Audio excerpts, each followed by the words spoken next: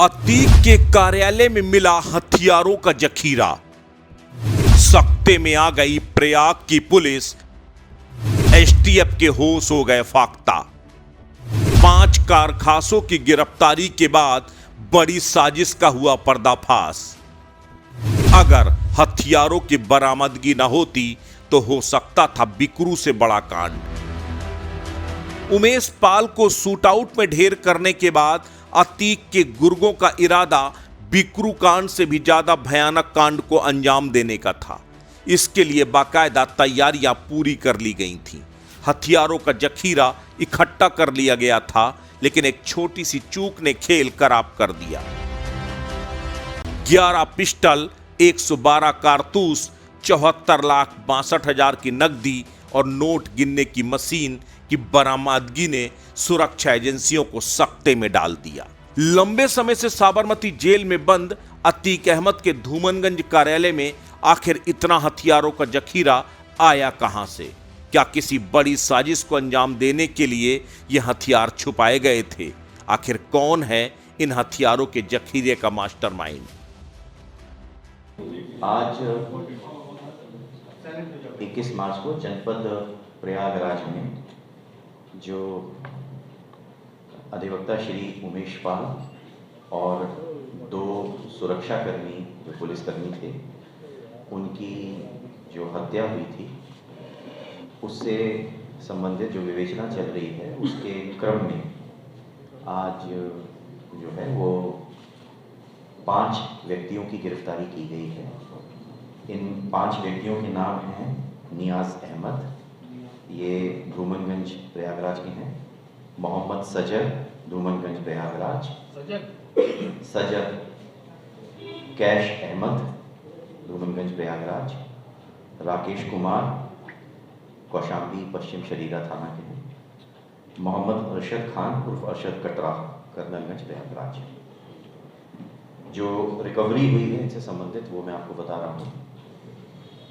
इनसे 5 पिस्टल मिली हैं। 1 पिस्टल है Colt 45, 4 pistol 32 bore, 3 तमंचा 315 bore, 2 तमंचा 312 bore, total 5 तमंचा। 5 pistol, 5 तमंचा और 1 मैगजीन कोल्ट 45 ऑटो, 10 की कैपेसिटी वाली ये मैगजीन है। ये इनके पास से बरामद हुई है।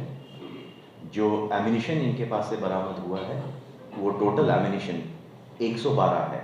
6 मोबाइल्स हैं जो इनके पास से बरामद हुए हैं और 5 अभियुक्तों की जो अलग अलग जामा तलाशी है, इस जामा तलाशी में इनके पास से जो मोबाइल फोन्स मिले हैं, इसके साथ साथ इन अभियुक्तों से अलग अलग जामा तलाशी में जो टोटल कैश है वो 2,25,000 इनके पास से मिला है। इनमें से 2 अभियुक्तों की निशानदेही पे जो अभी आपने देखा है, अभियुक्त अतीक के अहमद के जो कार्यालय से बरामदगी हुई है वो 72,37,000 ये प्रिलिमिनरी काउंटिंग में है। इस प्रकार से अगर जामा तलाशी और बरामदगी अलग अलग जो चीज़ है उसको हम जोड़ दें तो जोड़ने पे टोटल 74,62,000 की रिकवरी हुई है।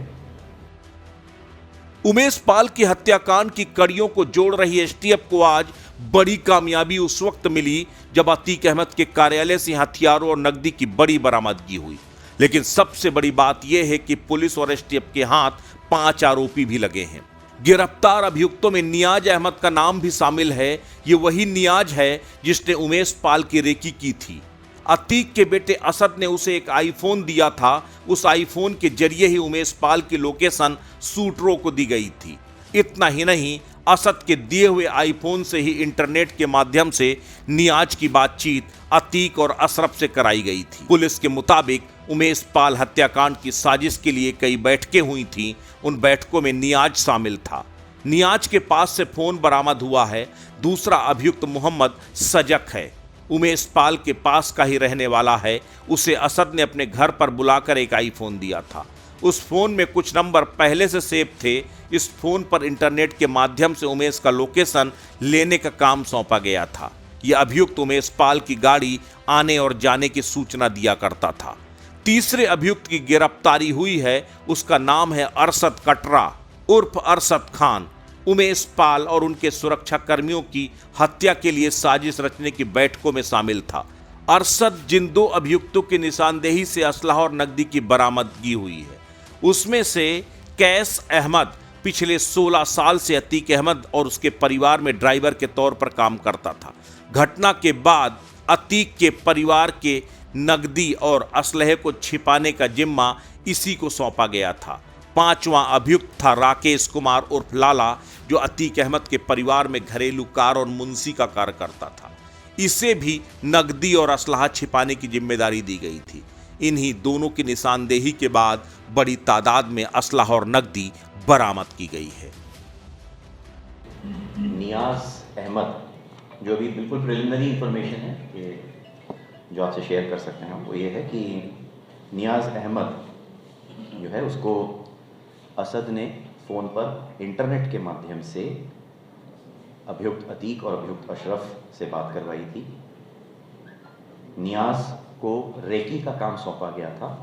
नियाज को कचहरी से श्री उमेश पाल और गनर्स का घर तक पीछा करने की रेकी का काम दिया गया था। अभी जो प्रिलिमिनरी इंफॉर्मेशन में बताया है, जो इस मर्डर्स के संबंधित में आपराधिक साजिश की कई बैठकें हुई हैं, जो बैठकें अतीक के घर पर हुई थी, उन मीटिंगों में ये शामिल था।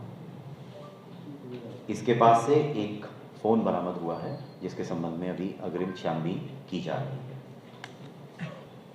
मोहम्मद सजर है, ये जयंतीपुर सुलेम सराय का रहने वाला है और श्री उमेश पाल के घर के पास में रहता है। इसको असद ने अपने घर पे बुलाकर एक आईफोन दिया था और उस आईफोन में कुछ कॉन्टैक्ट्स पहले से सेव थे। इस फ़ोन पर इंटरनेट के माध्यम से अतीक, अशरफ, असद आदि से उमेश पाल की लोकेशन लेने का कार्य इनसे सौंपा गया था। अभी जो प्रिलिमिनरी पता लगा है, उसमें ये श्री उमेश पाल की गाड़ी के आने और जाने की सूचना देने का कार्य कर रहे थे। तीसरा व्यक्ति जो पकड़ा गया है, उसका नाम है अरशद कटरा उर्फ अरशद खान। ये श्री उमेश पाल एवं जो 2 पुलिसकर्मी, 2 सुरक्षाकर्मी थे, उनके जो मर्डर की साजिश थी, उनकी बैठकों में ये शामिल था। अभी इससे और विस्तृत जानकारी और विस्तृत पूछताछ की जा रही है। इसके अलावा जिन 2 अभियुक्तों की निशानदेही पे ये कैश और असलहा बरामद हुआ है, इनमें से एक है कैश अहमद। कैश अहमद लगभग 16 साल से अभियुक्त अतीक अहमद और उसके परिवार में ड्राइवर का कार्य कर रहा है।